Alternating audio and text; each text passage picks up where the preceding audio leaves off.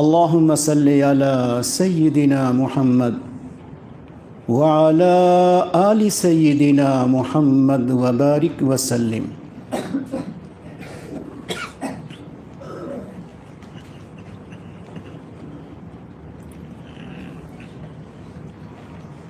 جس پیارے اللہ کی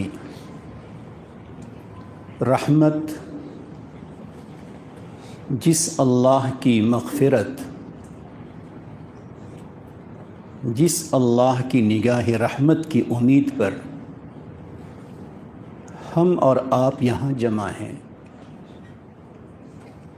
ختم قرآن کا موقع بھی ہے۔ 27 کی شب بہت امید کہ لیلۃ القدر، لہٰذا آج ہم اپنے دلوں کو بیدار کر کے بیٹھیں اور اللہ کی رحمت کا یقین رکھتے ہوئے اللہ کی رحمت کے بھکاری بن کر خدا کے گھر میں بیٹھیں۔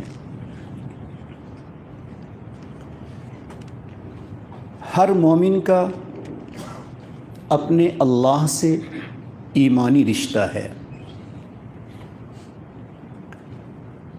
ایک ہے مومنانہ شان اور ایک ہے شان خداوندی۔ اللہ کی بھی اپنی ایک شان ہے اور مومن کی بھی اپنی ایک شان ہے۔ اللہ کی شان شان رحیمی ہے۔ اس کی تمام تر صفات، اس کی تمام تر خوبیوں میں جو سب سے بڑی خوبی، اس کی سب سے بڑی شان شان رحیمی ہے۔ اللہ رب العزت کی شان رحیمی کے سب سے زیادہ جلوے اور شان کریمی اور شان رحمت کے سب سے زیادہ اثرات مومن پر دنیا میں بھی اور آخرت میں بھی ظاہر ہوتے ہیں۔ تو اللہ رب العزت نے اپنی شان کریمی کی انتہا کی ہے۔ تو ایک ہے اللہ کی شان شان کریمی جس کی انتہا ہے، اور ایک ہے مومنانہ زندگی، مومن کی شان۔ تو مومن کی جو شان ہے وہ شان بندگی ہے، مومن کی شان شان محتاجگی ہے، مومن کی شان اپنے اللہ کے سامنے عبدیت یعنی عبد بن کے رہنا ہے۔ چنانچہ مومن چاہے اپنے اللہ کے سامنے جس حال میں رہے، چاہے احرام میں ہو، چاہے سجدے میں ہو، چاہے تلاوت میں ہو، چاہے ذکر میں ہو، ان تمام حالتوں میں پروردگار کو اپنے بندے کی جو سب سے زیادہ صفت اور خوبی پسند ہے وہ صفت بندگی ہے۔ بے پناہ اللہ کو اپنے بندے کے دل کی بندگی پسند ہے، اور اسی بنیاد پر دیکھیں کہ نبی اکرم صلی اللہ علیہ وسلم کو جب اللہ نے زمینی تمام تر کوششوں اور دعوت کی راہ میں تمام تر تکلیفوں اور امت کے حق میں ہر طرح کی دعاؤں کے بعد جب آپ پر تکلیف کی انتہا طائف میں ہوتی ہے اور اللہ رب العزت آپ کو معراج میں بلاتے ہیں، تو اس معراج کا تذکرہ جو سارے نبیوں میں آپ کی ایک بڑی خصوصیت ہے، اس معراج کا تذکرہ پروردگار سبحان الذی اسری بعبدہ، یعنی نبی علیہ الصلوۃ والسلام کے اس مقام کو ذکر کرتے ہوئے اللہ تعالیٰ امام الانبیاء بھی کہہ دیتے، فخر الرسل بھی کہہ دیتے، روح کائنات بھی کہہ دیتے، محبوب دو جہاں بھی کہہ دیتے، رحمت للعالمین بھی اپنے نبی کو کہہ کر اس کا تذکرہ کرتے۔ بڑے بڑے القاب ہو سکتے تھے، مگر رب کریم کو چونکہ اپنے بندے کی بندگی اور عبد بن کے رہنا، عبدیت کی شان میں رہنا چونکہ رب کریم کو سب سے زیادہ پسند، اس لیے اس بڑے واقعہ کا تذکرہ اللہ تعالیٰ نے بعبدہ سے کیا ہے۔ اس سے پتہ چلا کہ مومن بندہ، اس کی ایمانی شان، مومنانہ شان یہ ہے کہ اپنے اللہ کے سامنے عبد بن کر، بندہ بن کر بندگی کی زندگی کے ساتھ رہے۔ اب دونوں کی چھوٹی چھوٹی مثالیں کہ اللہ کی شان رحیمی اور شان کریمی کی انتہا دیکھیے کہ اللہ اپنے بندوں سے، میرے بندے تم بندگی میں ہو، اور تیری جو بندگی ہے وہ دو حصوں میں ہے، ایک ہے عبادت اور ایک ہے ترک معصیت، ایک ہے عبادت اور ایک ہے ترک معصیت۔ تو میرے بندے اب تیرا فریضہ یہ ہے کہ جہاں تک ہو سکے تم عبادت بھی کرو اور معصیت گناہوں کو چھوڑو، لیکن میں جانتا ہوں کہ میرے بندے تم تین رکاوٹوں میں ہو، نفس کی رکاوٹ میں، شیطان کی رکاوٹ میں، برے ماحول کی رکاوٹ میں۔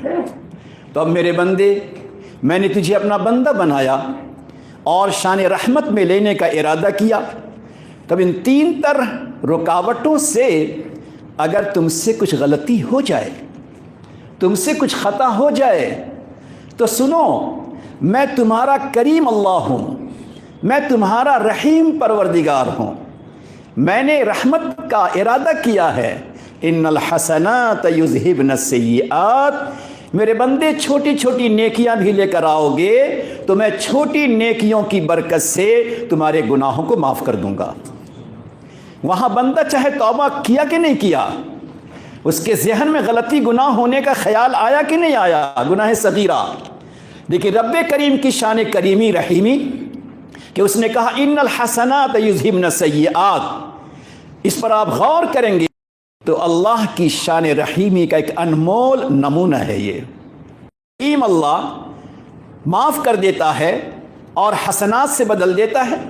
پھر آگے ایک مقام پہ فرمایا یبدل اللہ سیئاتہم حسنات، یہ اس سے بڑا نمونہ ہے، یہ اس سے بڑا سیمپل ہے اللہ کی رحمت کا بندوں کے ساتھ، کہ ایک طرف تو پہلے کہا معاف کر دیتے ہیں، اور دوسری طرف کہا میرے بندے معاف ہی نہیں کرتے، معاف کرنے کے بعد اس کی جگہ پر اپنی طرف سے اور بونس کے ہم تجھے اور نیکی دے دیتے ہیں۔ یہ حد ہے اللہ رب العزت کی شان رحیمی کی۔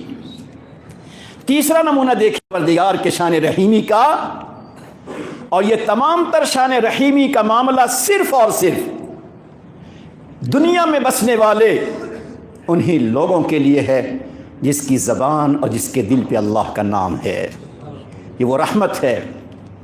پھر پاک پروردگار نے کہا میرے بندے سنو، ہم تمہاری نیکیوں گناہوں کو بدل کر وہاں پہ نیکیاں بھی لکھ دیں گے، اور یہ بھی سنو تمہارا عقیدہ ہے کہ ہمارے گناہ لکھے جاتے ہیں، جب گناہ لکھے جائیں گے تو تمہاری ڈائری ذرا رف ٹف ہوگی۔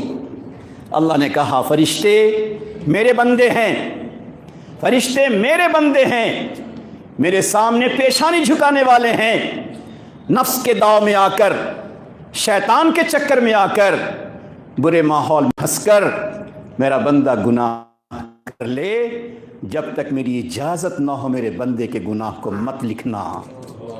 یہ نہ لکھنے کا حکم دینا یہ حد درجہ پروردگار کی شان رحیمی کا نمونہ ہے۔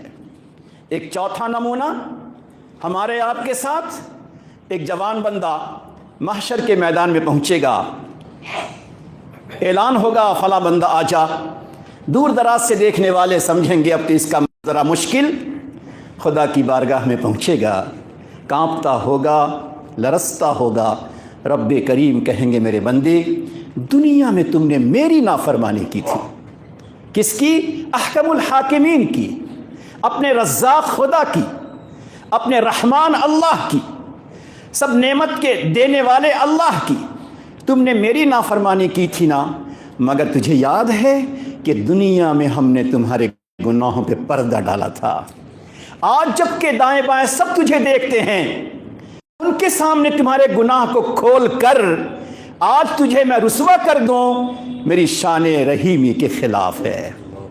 جب میں نے شان رحیمی کا معاملہ دنیا میں کیا کہ پردہ ڈالا، تو یہاں کیسے میں تجھ کو رسوا کر دوں؟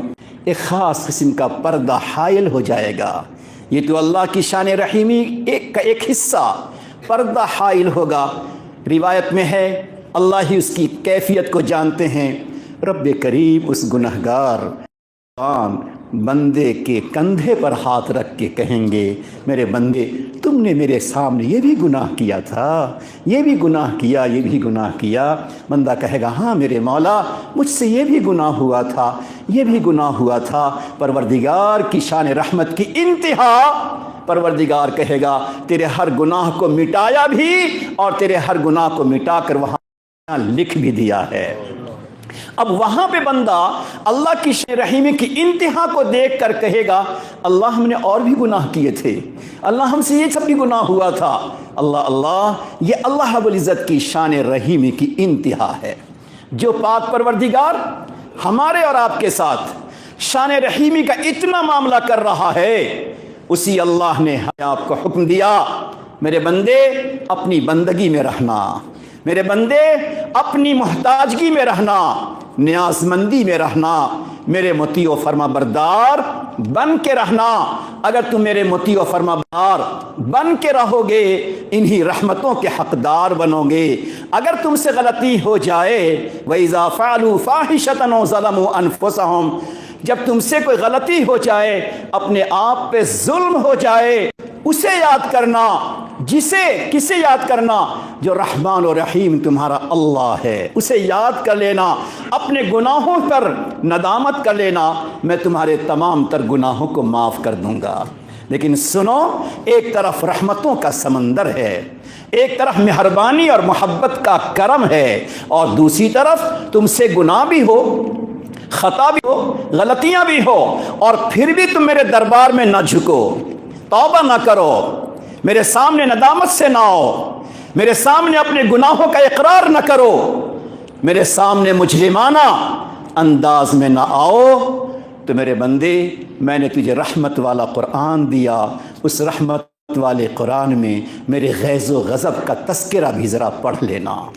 سنیے ذرا، حضرت آدم علیہ السلام نے اللہ رب العزت کے سامنے ایک وہ کام جو نہ ہونا تھا وہ ہو گیا، تو حضرت آدم علیہ السلام نے اللہ کے سامنے ندامت کی، تو اللہ نے دنیا میں نبوت، خلافت، عزت و مرتبت تمام چیزوں سے نوازا، اور وہی ابلیس جس سے ایک غلطی ہو گئی وہ اڑا رہا، دل میں بڑا بنا رہا، پروردگار نے اسے ابلیس بنا دیا۔ یہ نمونے ہیں اللہ کے غیظ و غضب کے، اشارہ ہے اس میں ہمارے آپ کے لیے، میرے بندے اگر کبھی غلطی ہو جائے، گناہ ہو جائے، تو اپنے غلطی، اپنے گناہ پہ اڑے مت رہنا، خدا کے سامنے اپنے آپ کو مجرم بنا کر پیش کرنا۔ اللہ رب العزت نے حضرت لوط علیہ السلام کی زندگی، ان کی قوم کا ایک عجیب سا واقعہ نقل کیا ہے۔ ذرا غور کرنے کی بات ہے کہ جو اللہ اتنا کریم ہے، مگر جب بندے کی طرف سے ما یفعل اللہ بعذابکم، تمہیں اللہ عذاب دے کر کیا کرے گا اگر تم شکر گزار بندے بنے ہوتے۔ اللہ اکبر، ایک عجیب محبت کا یہ انداز ہے۔ کیا کرے گا اللہ عذاب دے کر؟ کیا اس کی قدرت میں اضافہ ہو جائے گا؟ کیا اس کی رحمت میں کمی آ جائے گی؟ کیا اس کی جنت کا حصہ چھوٹا پڑ جائے گا؟ کیا کرے گا اللہ تجھے عذاب دے کر؟ لیکن خود قرآن کریم میں اللہ کہتا ہے وَمَا ظَلَمَهُمُ اللَّهُ وَلَكِنْ كَانُوا أَنفُسَهُمْ يَظْلِمُونَ، کہ اللہ نے ان پر ظلم نہیں کیا، خود اپنے آپ پہ ظلم کیا ہے۔ اور اپنے آپ پہ ظلم یہ ہے کہ انسان اپنے اللہ کے سامنے توبہ تائب نہ ہو، گناہوں کے چھوڑنے کا عزم و ارادہ نہ کرے۔ چنانچہ ایسے ہی ہوا، حضرت لوط علیہ السلام نے بار بار اپنی قوم کو بتایا کہ تم جس گناہ میں پڑے ہو اس سے توبہ کر لو، اللہ کے سامنے جھک جاؤ، گناہوں کے چھوڑنے کا عزم کر لو، مگر وہ اپنے گناہوں پہ اڑے رہے۔ کون ہے جو میرا کیا کر لے گا؟ عجیب داستان ہے گناہ پہ اڑنے کی، عجیب عبرت ہے اپنے گناہوں پہ جمے رہنے کی، عجیب سزا ہے توبہ تائب نہ ہونے کی، کہ اللہ رب العزت نے حکم دیا فرشتوں کو، اے فرشتہ جاؤ اس پوری آبادی پر جاؤ اس پوری آبادی پر یہ قوم آباد ہے، اسے اپنے ہتھیلی پر اٹھا لو، زمین کے ساتھ ہتھیلی پہ اٹھا لو، آسمان تک لے آؤ انہیں اور اسے زمین پر دے مارو۔ اور پھر اس کے بعد انہیں زمین پہ پٹک دیا گیا آسمان کے اوپر سے، اور پھر اوپر سے پتھر برسائے گئے۔ اللہ اللہ، ایک تو اوپر سے نیچے گرتے ہی ان کے ٹکڑے ٹکڑے ہو گئے، مگر عذاب کا پتھر بھی ان پہ برسایا گیا۔ اللہ رب العزت نے ہمیں اور آپ کو، صاف یاد رکھیے گا، ہمیں اور آپ کی عبرت کے لیے اللہ تعالیٰ نے انتظام کیا زمین اٹھائی گئی۔ آج وہ زمین جارڈن میں ہے، اردن میں ہے، جو زمین اٹھائی گئی، جہاں سے فرشتہ زمین اٹھا کر لے کر گیا اور اوپر سے جا کے دے مارا، اور جہاں پتھر کی برسات ہوئی وہ زمین اردن میں ہے۔ اور تقریباً کتنی زمین ہے؟ 67 کلومیٹر، 67 کلومیٹر کی لمبائی میں ہے، 18 کلومیٹر کی چوڑائی میں ہے۔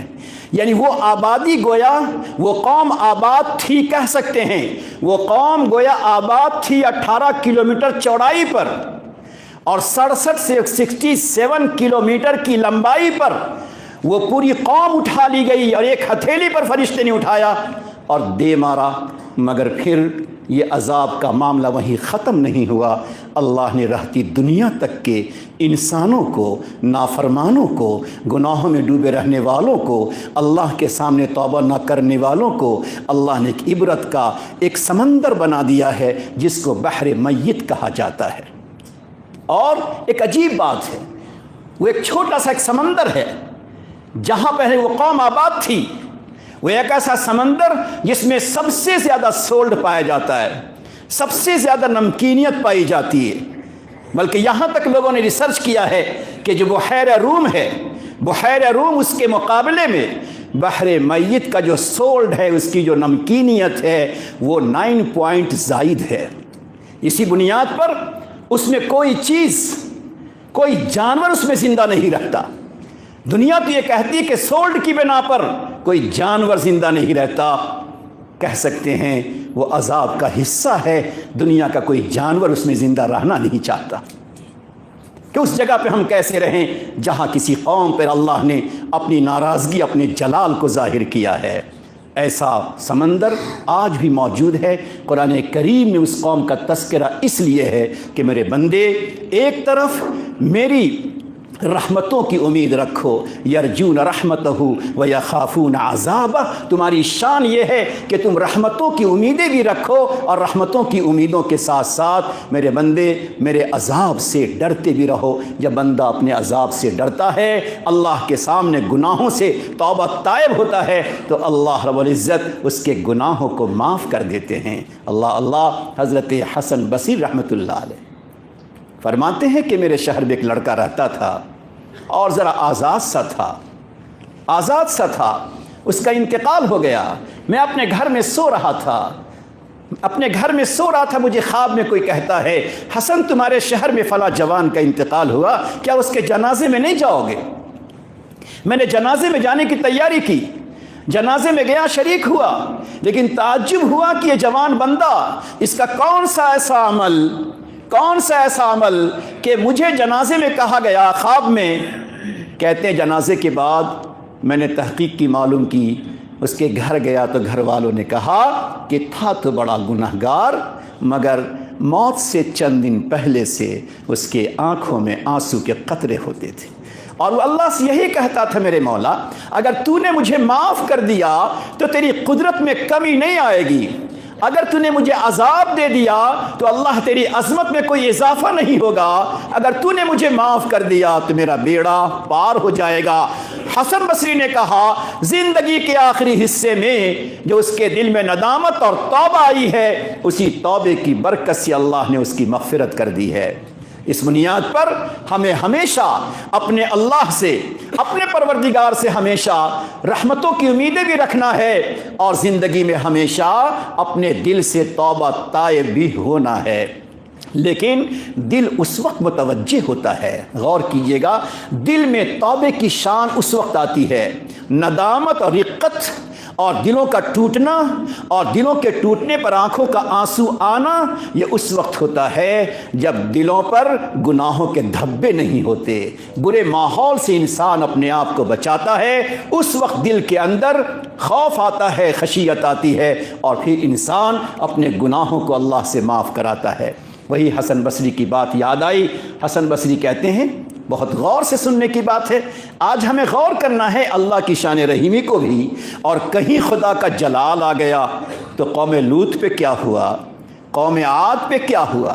آج ہم اپنی جوانی، اپنی طاقت و قوت، اپنی ثروت، اپنی چیزوں پہ ہم ناز میں ہیں، ہر چیز کے ناز میں ہیں۔ جوانی آ گئی تو باپ کیا کرے گا، جوانی آ گئی تو ماں کیا کر سکتی ہے، میرا پڑوسی کیا کر سکتا ہے، میں جیسے چاہوں انڈیپینڈنٹ زندگی گزاروں، آزاد زندگی گزاروں۔ آج ہماری بیٹیوں کی زبان پہ الفاظ آنے لگے کہ میں تو آزاد زندگی گزارنا چاہتے ہوں۔ آج تو میرے بیٹوں اور جوانوں کی زبان پہ لفظ آنے لگے، ارے میرے پاس تو یہ سرٹیفکیٹ ہے، اور میرے پاس میں یہ کوالیفیکیشن ہے، اور میرے پاس یہ ہنر ہے، میں سب کچھ اکیلے کر سکتا ہوں، انڈیپینڈنٹ ہو کے کر سکتا ہوں، آزاد ہو کے کر سکتا ہوں۔ سنو میرے جوانوں، تمہیں زندگی دنیا کی آزادی مل سکتی ہے، خدا کے عذاب سے آزادی نہیں مل سکتی۔ میں اپنے بہنوں سے کہنا چاہتا ہوں، گھریلو زندگی میں تجھے اپنی دنیا کی زندگی آزادی مل سکتی ہے، مگر خدا کے عذاب کی آزادی نہیں مل سکتی۔ خدا کے عذاب سے آزادی اللہ کی رحمتوں کے امیدوار بن کر توبہ طائب ہونے پر ہے۔ ایک قوم اور گزری ہے جس کا تذکرہ اللہ نے کیا ہے جوانوں کی مناسبت سے، اس کو ذرا سننا چاہیے کہ قوم عاد وہ بھی بہت نافرمان ہو گئی۔ اللہ کے نبی نے بار بار سمجھایا، انہیں بار بار دین کی دعوت دی۔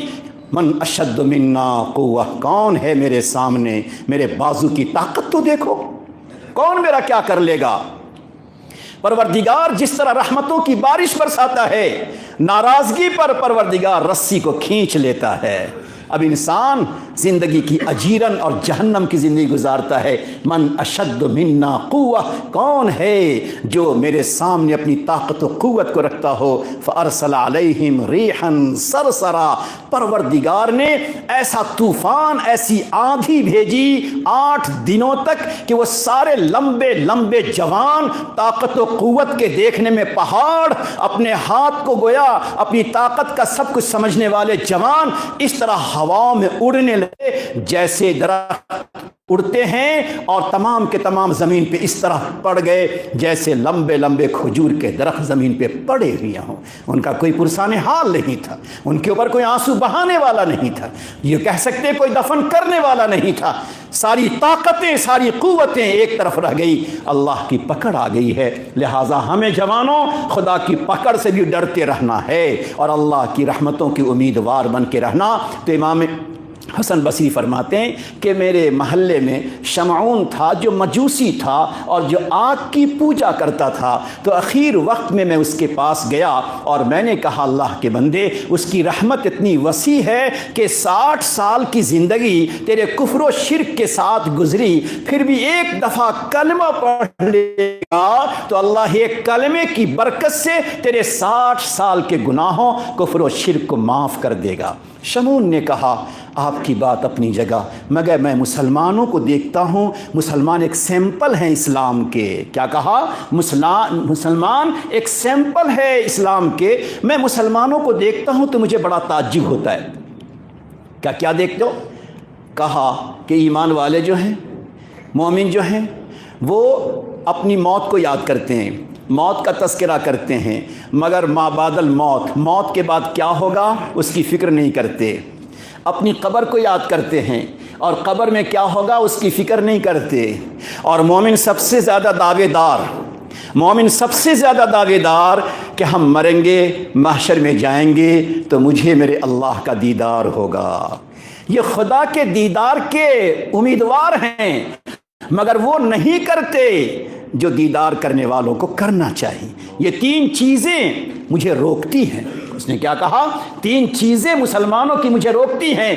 تو حضرت حسن نے کہا بھائی یہ تو مسلمانوں کا اپنا انٹرنل ذاتی معاملہ ہے، اس کو چھوڑو، تم نے جس کی اب تک عبادت کی ہے آگ اسے لاؤ، اور آگ لا کر ہم بھی ہاتھ رکھتے ہیں آگ میں اور تم بھی ہاتھ رکھو آگ میں، اگر وہ آگ تمہارا سچا معبود ہے تو تمہارا ہاتھ نہیں جلے گا اور میرا ہاتھ جل جائے گا۔ آگ میں حسن بصری نے ہاتھ رکھا، ہاتھ محفوظ رہا، اور اس نے رکھنے سے انکار کیا۔ وہ سمجھ گیا، اس نے کہا اب میں ایمان لانا چاہتا ہوں، مگر سنیے جو سنانا ہے بڑے دیر سے، میں کیسے ایمان لاؤں جبکہ میں 60 سال تک میں نے اللہ کو چھوڑ کر اس آگ کی پوجا کی ہے، 60 سال تک کیسے وہ معاف کر دے گا؟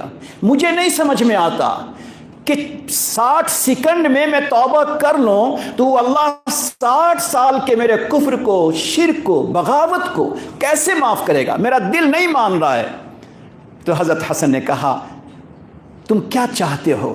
تو کہا آپ ضمانت لیتے، آپ گارنٹی لیتے کہ میرا اللہ مجھے معاف کر دے گا۔ حسن بصری کو بھی کیا اللہ سے تعلق تھا اور کیا خدا کی رحمت پہ یقین تھا۔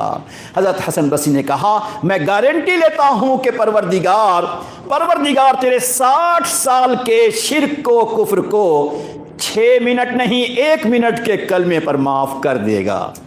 تو بندہ کہنے لگا ابھی بھی تھوڑا ڈاؤٹ ہے، شک ہے۔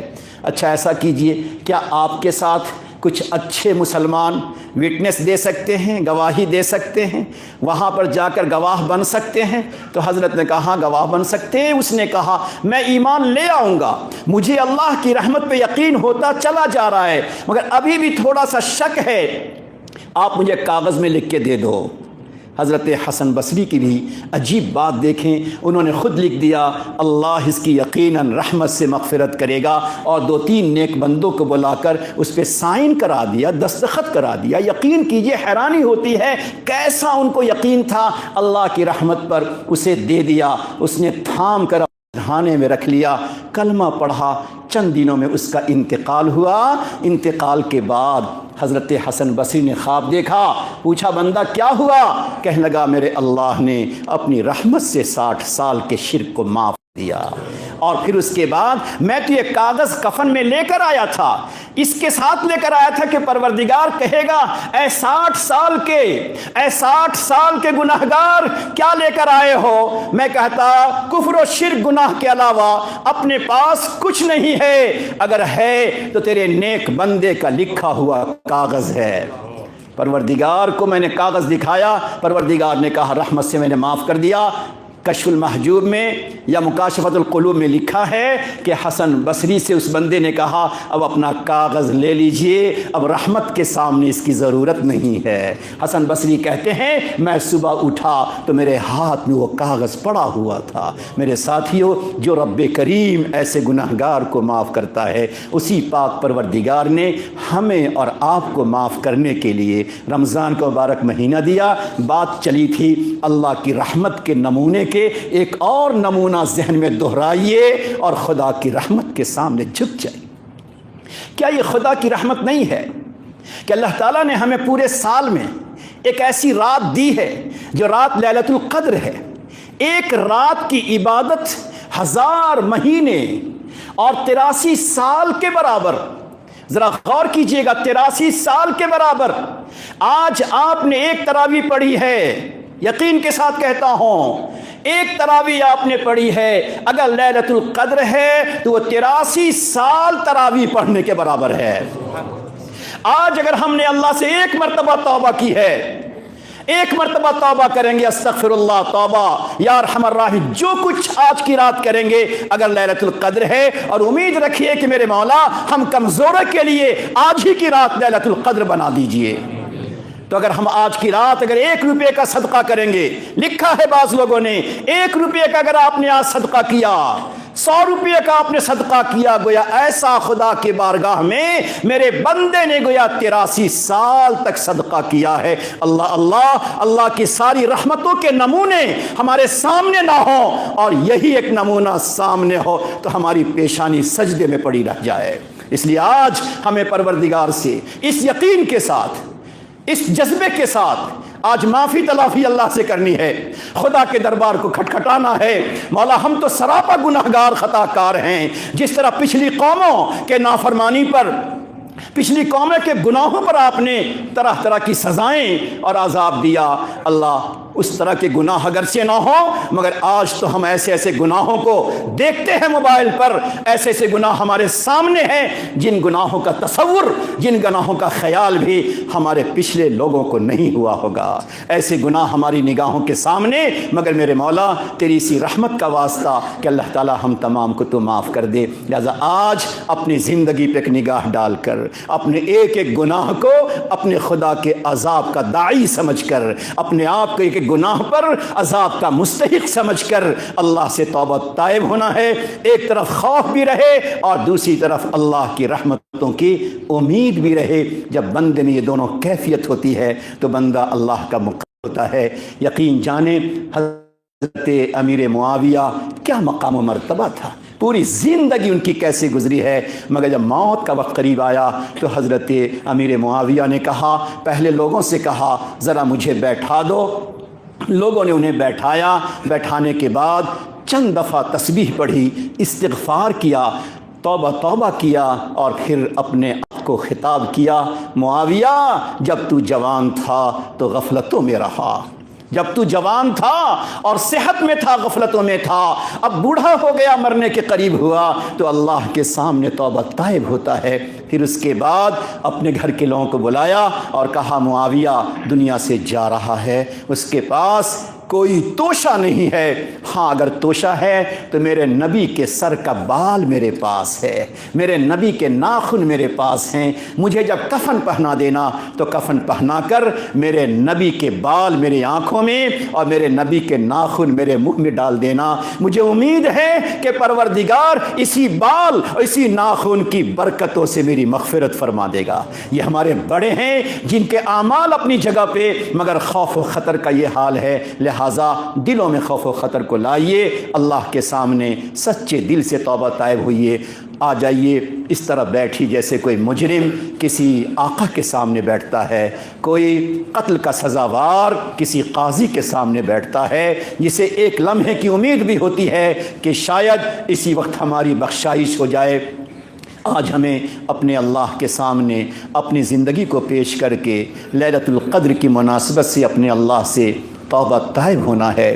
اپنی زندگی کو یاد کیجئے، اپنے گناہوں کو یاد کیجئے، اپنی خطاؤں کو یاد کیجئے، سوچئے حضرت معاذ اتنے بڑے مگر جب معافی تلافی کرنے کا موقع آیا تو رو پڑے۔ کسی نے کہا کیوں روتے ہیں؟ کہنے لگے تم تو صحابی ہو اور نبی علیہ السلام نے تو تجھے بڑی عجیب بشارتیں دی ہیں اور پیارے نبی نے تجھے بہت ہی زیادہ دین کے بڑے بڑے کام کے لیے بھیجا تھا، معاذ تم کیوں روتے ہو؟ کہنے لگے میرا اللہ کریم تو ہے، لیکن ہم نے سنا کچھ بندے وہ تھے جن کو اللہ نے دائیں طرف رکھا، دائیں مٹھی میں رکھا، اور کچھ بندے وہ تھے جن کو اللہ نے بائیں طرف بائیں مٹھی میں رکھا۔ جو بائیں مٹھی میں تھے وہ غیظ و غضب والے، عذاب والے، جہنم والے تھے۔ معاذ کو اس وقت خیال آتا ہے پتہ نہیں معاذ اس وقت اللہ کے کون سی مٹھی میں تھا۔ میں چلتے چلاتے اپنے اللہ سے کہتا ہوں اللہ تو قادر مطلق ہے، لہٰذا مجھے ان لوگوں میں شامل کر دینا جو دائیں طرف والے تھے۔ یہ ہمارے بڑے جو سب کچھ کرنے کے باوجود اپنے اللہ کے سامنے تڑپنے اور رونے والے تھے، یہی ان کی خوبی نے ان کو درجہ کمال تک پہنچایا۔ ذرا اپنے گناہوں کو یاد کیجئے۔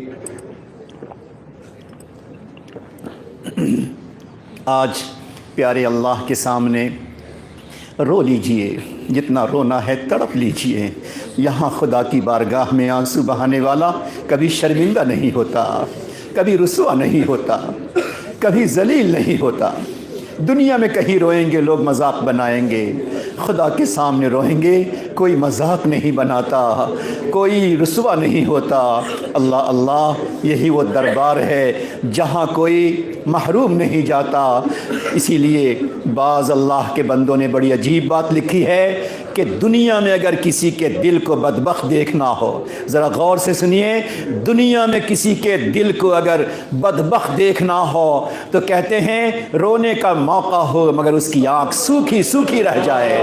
اے اللہ آج کی رات ہم بدبخت نہیں رہنا چاہتے مولا، اگر رونا نہیں آتا پھر بھی تیرے قبضے قدرت میں ہے کہ اللہ تو ہمیں رونے والی آنکھیں عطا فرما دے۔ پروردگار کے سامنے آج ہر ایک ساتھی اپنے کچے چٹھے کو لے کر پیش کر دے۔ مولا آج ہم تیرے سامنے اپنے دل کی آہ لے کر آئے ہیں، گناہگاری خطا کاری کا ڈھیر لے کر آئے ہیں۔ اللہ اگر روزہ رکھنے کے باوجود اور صبح سے شام تک پیاسے رہنے کے باوجود اور راتوں میں گھنٹے تراویح پڑھنے کے باوجود اللہ اگر تو نے معاف نہیں کیا تو مولا مرنے کے بعد بھی ہمیں کفر کا طعنہ سننا پڑے گا، فرشتوں کے طعنے سننے پڑیں گے۔ مولا ہم سے بد نصیب اور کون ہو سکتا ہے؟ مولا آج آپ معاف کر دیجئے، مولا معاف کرنا ہی ہوگا۔ گھر کو آج تھاما ہے، آخری لیلۃ القدر تو نے ہی دیا ہے۔ بہت ہی درد دل کے ساتھ کوئی شاعری نظم نہ بنائیے، آج ہر ساتھی آج سوچ لے کہ میرے روٹھے رب کو منانا ہے، مجھے ناراض پروردگار کو راضی کرنا ہے، رحمت کے دروازے کو کھلوانا ہے، روزی کے دروازے کو اللہ سے کشادہ کرنا ہے، اپنے ماں باپ کی مغفرت کرانی ہے۔ اللہ اللہ آہ جاتی ہے فلک پر رحم لانے کے لیے، آہ یہ دل کی آواز ہوتی ہے۔ دیکھو کس دل میں ندامت ہے اور کس دل میں گناہوں پہ شرمندگی ہے، شرمندگی والے دل سے جو آواز نکلتی ہے وہی آہ کہلاتی ہے۔ آہ جاتی ہے فلک پر رحم لانے کے لیے، بادلو ہٹ جاؤ دے دو راہ جانے کے لیے۔ بادل کون؟ ہمارے گناہ بادل سے زیادہ سیاہ ہو چکے ہیں۔ بادلو ہٹ جاؤ دے دو راہ جانے کے لیے، اے دعا ہاں عرض کر عرش الہی تھام کے۔ اے اللہ اگر قدرت ہوتی، آج طاقت ہوتی تو ہم تمام آپ کے بندے عرش کا پایا پکڑ لیتے، مگر میرے مولا ہم کمزور بندے، تو نے تو ہمیں نیکیوں سے اٹھانا چاہا، اللہ ہم گناہوں سے نیچے اترتے چلے گئے۔ اے دعا ہاں عرض کر عرش الہی تھام کر، اے خدا رخ پھیر دے۔ سوچئے ہمارے یہاں کا بھی حال کیسا، اے خدا رخ پھیر دے اب گردش ایام کے، اے خدا۔ اپنے ذہن میں بہت سی چیزوں کو آپ رکھیے جو ہمارا آپ دیکھتے اور سنتے رہتے ہیں۔ اے دعا ہاں عرض کر عرش الہی تھام کے، اے خدا رخ پھیر دے اب گردش ایام کے، رحم کر اپنے نائین کرم کو بھول جا۔ اللہ اگر تیرا ضابطہ یہ ہے کہ سارے گناہوں کو چھوڑ کے آؤ، اللہ یہ ضابطہ تیرا ہے، ہم تیرے بندے کہتے ہیں اللہ اس ضابطے کو تھوڑا ہٹا دیجئے، تھوڑی دیر کے لیے اس کو بھلا دیجئے، اللہ اسے سائڈ کر دیجئے اور گناہوں سے توبہ تائب ہونے کا مرحلہ ختم کر کے پروردگار رحم کر اپنے نائین کرم کو بھول جا۔ ہم تجھے بھولے ہیں لیکن تو نہ ہم کو بھول جا۔ پروردگار ہم یہ نہیں کہتے کہ بازار میں تجھے بھولے تھے، اللہ ہم تو یہاں تک کہتے ہیں اعتکاف میں ہے اور سجدے میں تجھے بھول کے چلے گئے ہیں۔ اللہ اعتکاف میں ہے اور دعاؤں میں ہم تجھے بھولے ہوئے، اللہ اعتکاف میں ہیں اور تراویح میں ہیں اور تجھے بھولے ہوئے ہیں۔ اللہ ہم سے بڑھ کر بھولنے والا کون ہوگا مگر تیرے در کا واسطہ تیرے در کا واسطہ میرے مولا، خلق کے رادے ہوئے دنیا کے ٹکڑائے ہوئے۔ سوچئے ذرا، دنیا پر ایک نظر ڈالیے، دنیا پہ ایک نگاہ ڈالیے، خلق کے رادے ہوئے دنیا کے ٹکڑائے ہوئے، آئے ہیں اب تیرے در پر، آئے ہیں اب تیرے در پر ہاتھ پھیلائے ہوئے، آئے ہیں اب تیرے در پر ہاتھ پھیلائے ہوئے۔ خار ہیں بدکار ہیں ڈوبے ہوئے ذلت میں ہیں، دل سے کہیے اپنے اللہ سے، خار ہیں بدکار ہیں ڈوبے ہوئے ذلت میں ہیں، کچھ بھی ہیں لیکن تیرے، کچھ بھی ہیں لیکن تیرے محبوب کی امت میں ہیں، کچھ بھی ہے اللہ کو ایک ہی دو ہی آسرا ہے، اللہ تو بھی کریم ہے، تیرے کرم کا آسرا ہے، تیرے نبی بھی کریم ہے، نبی کے شفاعت کا آسرا ہے۔ حق پرستوں کی اگر کی تو نے دل جوئی نہیں، حق پرستوں کی اگر کی تو نے دل جوئی نہیں، تانا دیں گے، تانا دیں گے نہیں میرے مولا، اب تو تانا دینے لگے، ہر جگہ تانا سنا جا رہا ہے، تانا دیں گے بت کے اب مسلم کا خدا کوئی نہیں۔ اللہ اب تک تو ہماری مسلمانی پر تانا تھا، اللہ آپ کی ذات پہ تانا آ گیا۔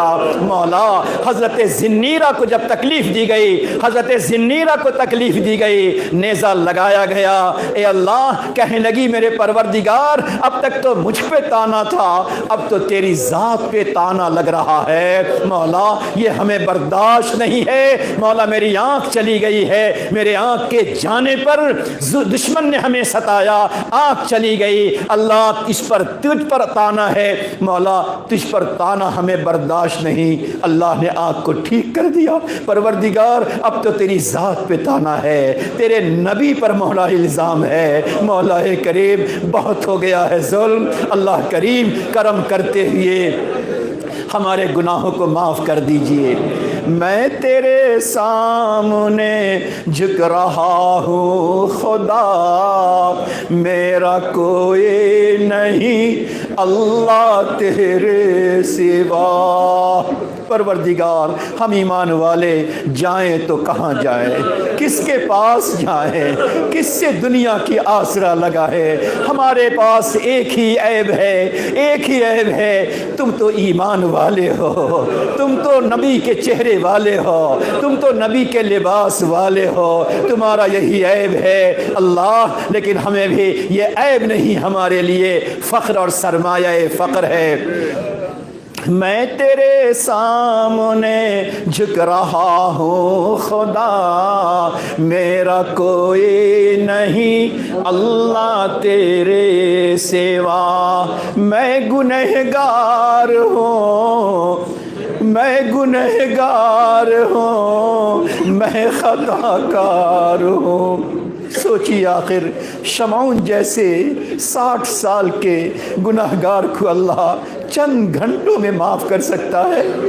اللہ کیسی توبہ ہوگی کہ اللہ نے معاف بھی کیا اور رحمت کا پروانہ بھی عطا کیا۔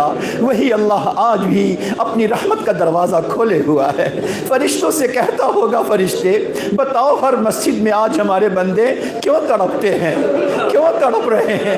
فرشتہ کہے گا مولا یہ جہنم سے بچنا چاہتے ہیں، جہنم کے انگاروں سے بچنا چاہتے ہیں۔ اللہ کہے گا کیا میرے ان بندوں نے جہنم کو دیکھا؟ اللہ اللہ فرشتے کہیں گے نہیں نہیں دیکھا۔ اللہ اگر دیکھ لے تو ان کا کیا حال ہو جائے؟ پروردگار ہم نے تو حدیث میں سنا، آپ کہیں گے فرشتے سے فرشتہ گواہ رہنا میں نے معاف کر دیا، اللہ یہ تو نبی نے سنایا ہے۔ اے پاک پروردگار آج تیرے گھر میں ہم کہتے ہیں ابھی ابھی آپ فرشتوں میں اعلان کر دیجئے میں نے ان بندوں کو معاف کر دیا، مغفرت کا پروانہ دے دیا، اپنا بندہ بنا لیا۔ کچھ بھی ہے سارا سارے قبضے میں میرے ہے، میرے قبضے قدرت میں سب کچھ ہے، میں شرک و کفر کے علاوہ سارے گناہوں کو معاف کرتا ہوں۔ میری توبہ ہے توبہ، میری توبہ ہے توبہ، اے میرے الہ، میری توبہ ہے توبہ، اے میرے الہ۔ سچے دل سے سارے گناہوں سے توبہ کر لیجئے۔ ابراہیم خواص کہتے ہیں ایک رات قبر کے پاس میں ٹھہرا، قبر سے آواز ایک جوان کی آ رہی ہے۔ جوان کہتا ہے مجھے کیوں مارتے ہو فرشتے، مجھے کیوں ستاتے ہو فرشتے؟ کیا میں روزے دار نہیں تھا؟ کیا میں نمازی نہیں تھا؟ کیا میں تراویح نہیں پڑھتا تھا؟ کیا میں ذکر نہیں کرتا تھا؟ کیا میں اعتکاف نہیں کرتا تھا؟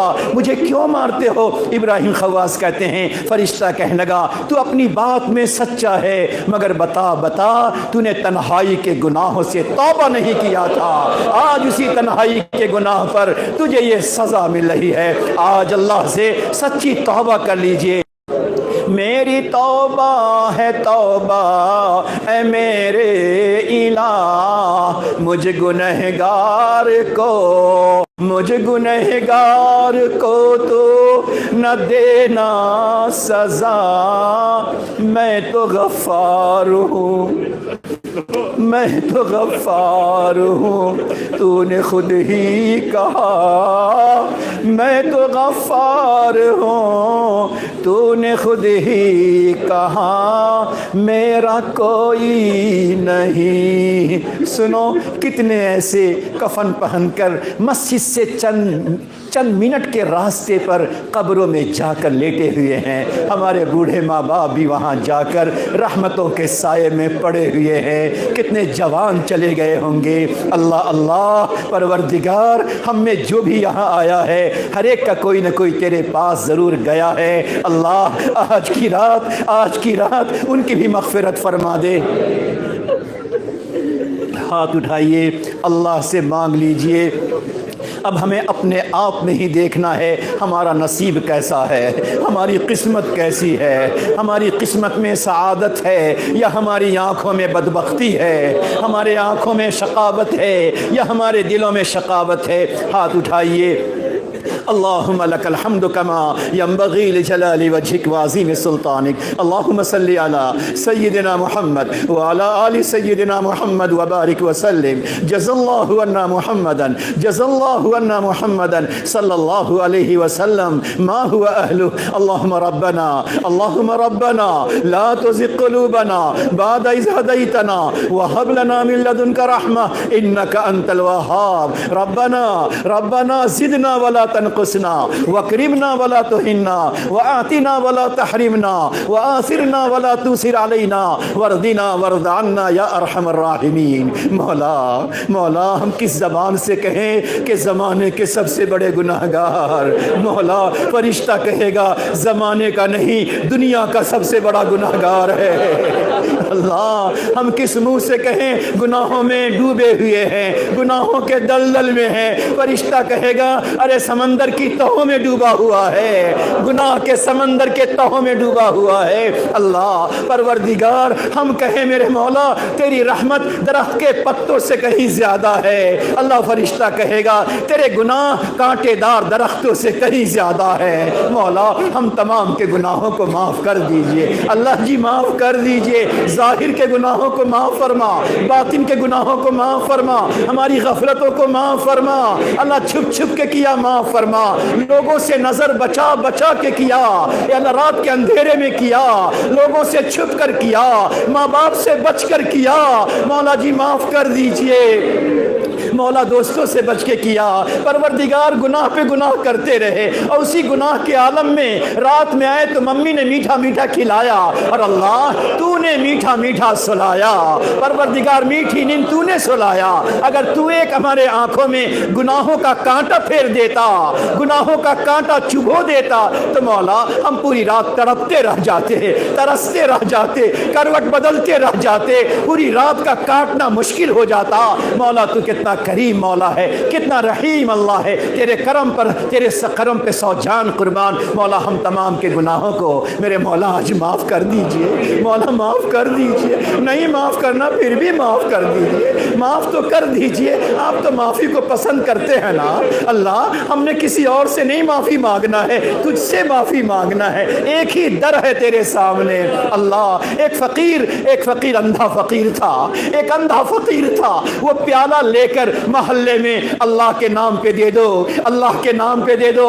ہر دروازے سے پکارتا چلتا آتا رہا. مسجد کا بڑا سا دروازہ تھا, وہاں پہ کھڑے ہو کر کہتا ہے اللہ کے نام پہ دے دو, اللہ کے نام پہ دے دو. کسی نے کہا او اندھے, اللہ کوئی کسی اور کا گھر نہیں ہے, جس کے نام پہ مانگتے ہو اسی اللہ کا یہ گھر ہے. اللہ اس بندے نے اپنے پیالے کو پھینک دیا, اپنے پیالے کو توڑ دیا اور کہا اچھا اپنے بڑے اللہ کے پاس آ گیا. مسجد میں گھسا کہنے لگا میرے مولا بندوں سے ہٹ کر اب تیرے پاس ہی آ گیا ہوں. اللہ تیرے خزانے میں کمی نہیں ہے. اللہ ہمیں تمام چیزیں عطا فرما دے, دنیا کی نعمتیں عطا فرما. مولا اس بندے نے اپنے آسرے کو, اپنی امیدوں کو دنیا سے ہٹا کر تجھ سے جوڑا.